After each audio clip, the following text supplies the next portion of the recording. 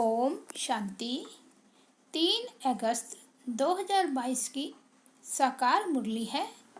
मीठे बच्चे, बाप की याद कायम तब रहेगी जब बुद्धि में ज्ञान होगा। ज्ञान युक्त बुद्धि से रूहानी यात्रा करनी और करानी है। प्रश्न है, ईश्वर दाता है, फिर भी ईश्वर अर्थदान करने की रस्म क्यों चली आती है? उत्तर है, क्योंकि ईश्वर को अपना वारिस बनाते हैं, समझते हैं इसका एवजा फिर दूसरे जन्म में मिलेगा। समझते हैं इसका एवजा वह दूसरे जन्म में देगा। ईश्वर अर्थदान देना माना उसे अपना बच्चा बना लेना। भक्ति मार्ग में भी बच्चा बनाते हैं हो, अर्थात सब कुछ बलिहार करते हो। इसलिए एक बार बलिहार जाने के रिटर्न में वह 21 जन्म बलिहार जाता है। तुम कौड़ी ले आते हो, बाप से हीरा ले लेते हो। इसी पर ही सुदामा का मिसाल है। गीत है, रात के राही थक मत जाना। ओम शांति। बच्चों ने इस गीत की एक लाइन से ही समझ लिया होगा। बाप जब बच्चे कहते हैं तो समझना चाहिए हम आत्माओं को बाप बैठ समझाते हैं। आत्म अभिमानी बनना है, यह तो सब जानते ही है। आत्मा और शरीर दो चीज़ें हैं, परंतु यह नहीं समझते हैं कि हम आत्माओं का बाप भी होगा। हम आत्माएं निर्वाण धाम की रहने वाली हैं। यह बातें बुद्धि में आती नहीं है। बाप कहते हैं ना, यह ज्ञान बिल्कुल ही प्राय लोप हो जाता है। तुम जानते हो अब यह नाटक पूरा होने वाला है। अब घर जाना है। अपवित्र पतित आत्माएं वापस घर जा नहीं सकती, एक भी जा नहीं सकता। यह ड्रामा है। जब सभी आत्माएं यहाँ चली आती है फिर वापस जाने लगती है। यह तो अभी तुम जानते हो कि बाप हमें रूहानी यात्रा सिखला रहे हैं। कहते हैं, हे आत्माएं, अब बाप को याद करने की यात्रा करनी है। जन्म जन्मांतर तुम जिस्मानी यात्रा करते आए हो, अभी तुम्हारी है यह रूहानी यात्रा। जाकर फिर मृत्यु लोक में वापस आना नहीं है। मनुष्य जिस्मानी यात्रा पर जाते हैं तो फिर लौट आते हैं। वह है जिस्मानी देहाभिमानी यात्रा। यह है रूहानी यात्रा।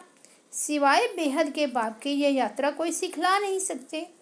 तुम बच्चों को श्रीमत पर चलना है। सारा मदार है याद की यात्रा पर। जो बच्चे जितना याद करते हैं, याद कायम उनकी रहेगी जिनको कुछ ना कुछ ज्ञान है। 84 जन्मों के चक्कर का भी ज्ञान है ना। अभी हमारे 84 जन्म पूरे हुए। यह है 84 जन्मों के चक्कर की यात्रा। इनको कहा जाता है आवागमन की यात्रा। आवागमन तो सभी का होता रहता है, आना और जाना, जन्म लिया और छोड़ा, इसको आवागमन कहा जाता है। अभी तुम इस दुख धाम के आवागमन के चक्कर से छूटते जा रहे हो। यह है दुख धाम। अभी तुम्हारा जन्म मरण सब अमरलोक में होना है, जिसके लिए तुम पुरुषार्थ करने आए हो अमरनाथ के पास। जिसके लिए तुम पुरुषार्थ करने आए हो अमरनाथ के पास। तुम सब पार्वतियाँ हो, अमर कथा सुनती हो अमरनाथ से, जो सदैव अमर है। तुम सदैव अमर नहीं हो। तुम तो जन्म मरण के चक्कर में आते हो। अभी तुम्हारा चक्कर नरक में है। इससे तुमको छुड़ाकर आवागमन स्वर्ग में बनाते हैं। वहाँ तुमको कोई दुख नहीं होगा। यह है तुम्हारा अंतिम जन्म। तुम देखते जाएंगे कैसे विनाश होता है। यह जो माथा मारते हैं लड़ाई ना हो,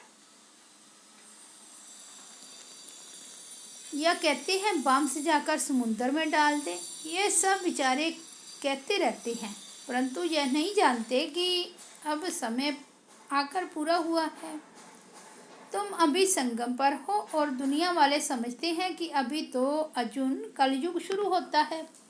40,000 वर्ष बाद संगम आना है। यह भी बात निकली है शास्त्रों से।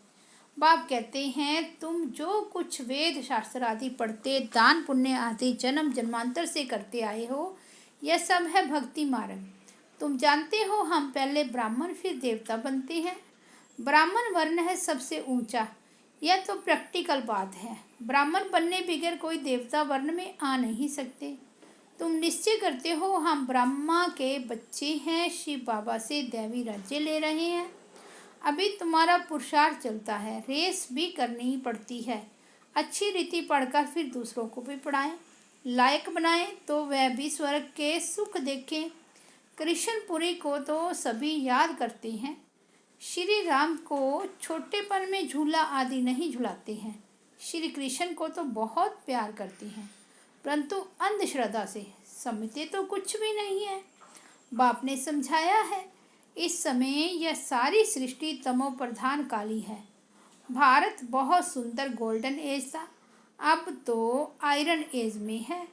तुम भी आयरन एज में हो, अब गोल्डन एज में जाना है। बाप सुनार का काम कर रहे हैं। तुम्हारी आत्मा में जो लोहे और तांबे की खाद पड़ी थी वह निकाली जाती है। अभी तुम्हारी आत्मा और शरीर दोनों झूठे बन गए हैं। अभी तुमको फिर से सच्चा सोना बनना है। सच्चे सोने में बहुत खाद मिलाने से एकदम मुलम्मा बन जाता है। तुम्हारी आत्मा में अभी बिल्कुल थोड़ा सोना जाकर रहा है, जेवर भी पुराना है, 2 कैरेट सोना कहेंगे। तो बाप बैठकर श्रीमत देते हैं, भारत बराबर स्वर्ग था और कोई धर्म का राज्य नहीं था। फिर उस स्वर्ग में जाने का पुरुषार्थ करना है, परंतु माया करने नहीं देती है। माया तुम्हारा बहुत सामना करती है, युद्ध के मैदान में तुमको बहुत हराती है। चलते चलते कोई तूफान में आ जाते हैं, विकार में जाकर एकदम काला मुंह कर देते हैं। बाप कहते हैं, अभी मैं तुम्हारा गोरा मुंह करता हूँ, तुम विकार में जाकर फिर काला मुंह मत करो। योग से अपनी अवस्था को शुद्ध बनाओ, शुद्ध होते होते सारी खाद निकल जाएगी। इसलिए योग भट्टी में रहना है। सुनार लोग इन बातों को तो अच्छी रीति समझेंगे। सोने की खाद निकलती है आग में डालने से, फिर सोने की सच्ची डली बन जाती है। बाप कहती हैं, जितना तुम मुझे याद करते रहेंगे उतना शुद्ध बनते जाएंगे। बाप तो श्रीमत देंगे और क्या करेंगे। कहते हैं, बाबा कृपा करो। अब बाबा कृपा क्या करेंगे। बाप तो कहते हैं, याद में रहो तो खाद निकल जाएगी। तो याद में रहना है व कृपा आशीर्वाद मांगना है। इसमें तो हर एक को अपनी मेहनत करनी है। बाप कहते हैं, रूहानी बच्चे इस यात्रा में थक मत जाओ। घड़ी घड़ी बाप को भूलो मत। जितना याद में रहते हो उतना समय जैसे तुम भट्टी में हो, याद नहीं करते हो तो भट्टी में नहीं हो। फिर तुमसे और भी विक्रम बनते ऐड होते जाते हैं, जिससे तुम काले बन जाते हो। मेहनत कर गोरे बन और फिर काले बनते हो तो गोवा तुम कैसे वैसे 50% काले थे, अभी फिर 100% काले बन जाते हो। काम विकार ने ही तुमको काला किया है। वह है काम चिता, यह है ज्ञान चिता। मुख्य बात है काम की। घर में झगड़ा ही इस पर होता है। कुमारियों को भी समझाया जाता है कि अभी तुम पवित्र हो तो अच्छी हो ना। कुमारी को सब पाप पड़ते हैं क्योंकि पवित्र है। तुम सब ब्रह्मा कुमारियाँ हो ना। तुम ब्रह्मा कुमारियाँ ही भारत को स्वर्ग बनाती हो। तो तुम्हारा यादगार भक्ति मार्ग में चला आता है। कुमारियों को बहुत मान देते हैं।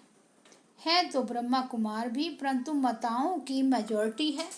बाप खुद आकर कहते हैं, वंदे मातरम। तुम बाप को वारिस बनाते हो। भक्ति मार्ग में तुम ईश्वर को दान क्यों देते हो। बाप तो बच्चों को देते हैं ना, फिर ईश्वर को दान क्यों करते हो। ईश्वर अर्थ करते हैं, कृष्ण अर्थ करते हैं। कृष्ण तुम्हारा क्या लगता है जो तुम उनको देते हो। कोई अर्थ चाहिए ना। कृष्ण गरीब तो है नहीं, फिर भी कहते हैं ईश्वर अर्थ। कृष्ण अर्थ तो होता ही नहीं, वह तो सतयुग का प्रिंस है। बाप समझाते हैं कि मैं सबकी मनोकामनाएं पूरी करता हूँ।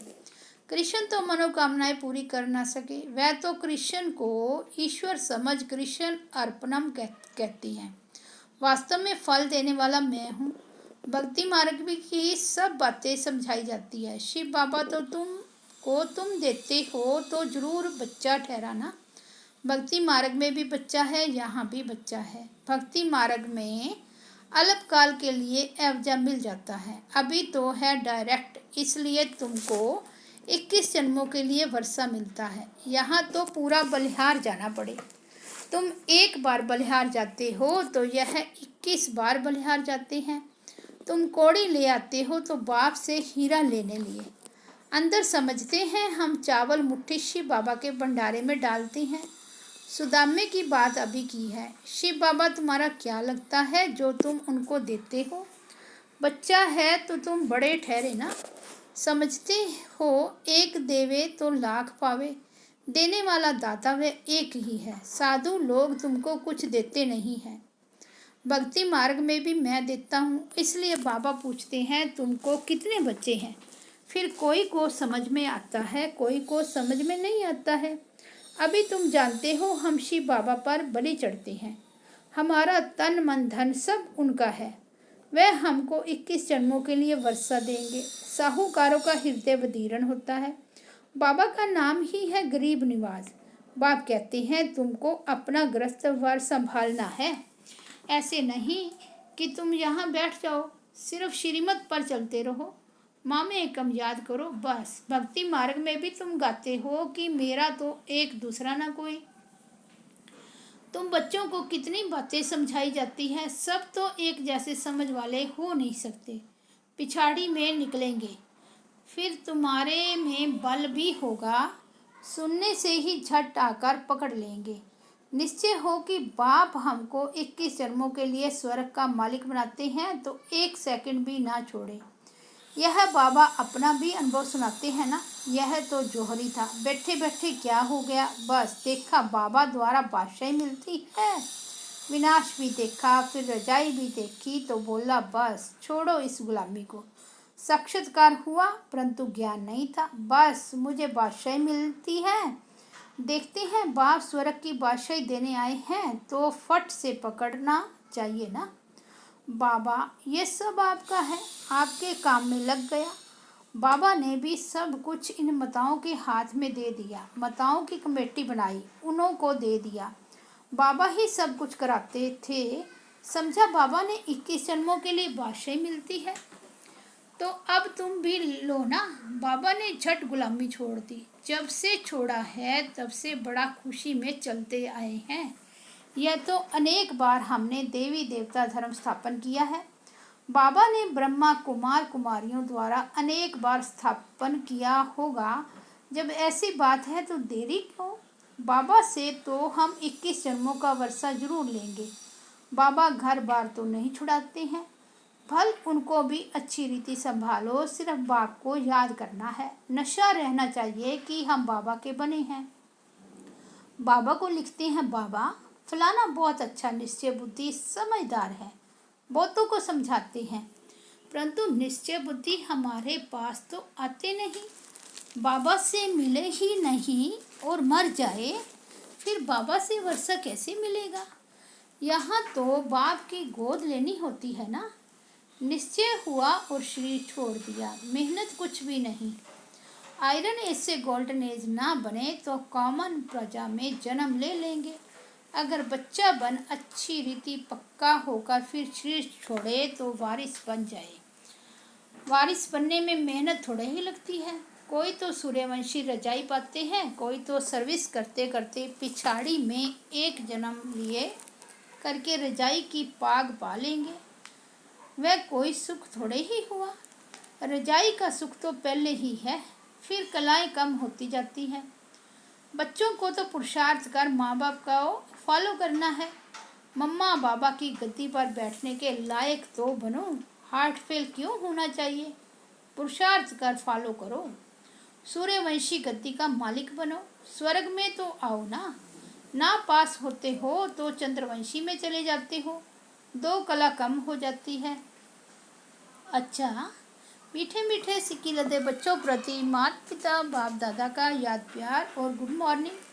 रूहानी बाप की रूहानी बच्चों को नमस्ते। हम रूहानी बच्चों की रूहानी बाप दादा को याद प्यार, गुड मॉर्निंग और नमस्ते। धारणा के लिए मुख्य सार है। फर्स्ट पॉइंट, बाप से आशीर्वाद मांगने की बजाय याद की यात्रा में तत्पर रहना है। रूहानी यात्रा में कभी भी थकना नहीं है। सेकंड पॉइंट है, शिव बाबा को अपना वारिस बनाए, उस पर पूरा पूरा बलिहार जाना है। माँ बाप को फॉलो करना है। 21 जन्मों की रजाई का सुख लेना है। वरदान है, नमित भाव के अभ्यास द्वारा सबकी और सर्व की प्रगति करने वाले न्यारे और प्यारे भाव। नमित बनने का पाठ सदा न्यारा और प्यारा बनाता है। अगर नमित भाव का अभ्यास स्वतः और सहज है तो सदा सबकी प्रगति और सर्व की प्रगति हर कदम में समाई हुई है। उन आत्माओं का कदम धरनी पर नहीं लेकिन स्टेज पर है। निमित्त बनी हुई आत्माओं को सदा यह स्मृति स्वरूप में रहता है कि विश्व के आगे बाप समान का एग्जाम्पल है। स्लोगन है, सुखदाता के बच्चे सदा सुख के झूले में झूलते रहो, दुख की लहर में नहीं आओ। अच्छा, ओम शांति।